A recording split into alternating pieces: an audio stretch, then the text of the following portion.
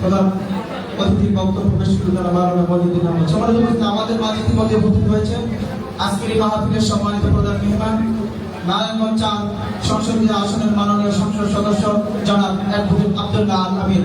আমি আজকের এই অনুষ্ঠানে প্রধান মেহমানের বক্তব্য পেশ করার জন্য মাননীয় সংসদ সদস্য অ্যাডভোকেট আব্দুল্লাহ আল আমিনকে অনুরোধ করছি। আসসালামু আলাইকুম ওয়া রাহমাতুল্লাহ। আপনারা এক মুহূর্ত, এখন তো বেশি কথা বলার কিছু নাই, আমরা দোয়া করবো। ওকে আসলে আমি বসতে পারতেছি না, কিন্তু আমি ফ্যাসিস্টদের দোষদের এখানে দেখার কারণে আমি বসতে পারতেছি না, কিন্তু আমি আমার আন্তর্জাতিক সম্মান এখানে এসেছি। আমি দোয়া চাই, আপনারা সবাই আমার জন্য দোয়া করবেন। আসসালামু আলাইকুম ওয়া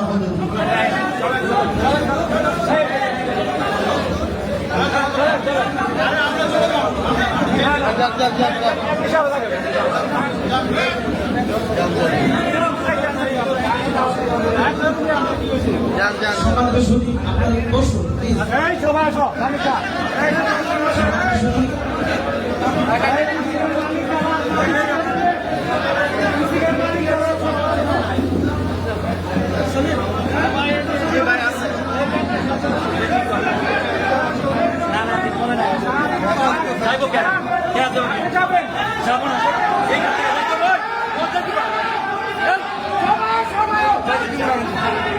থেকে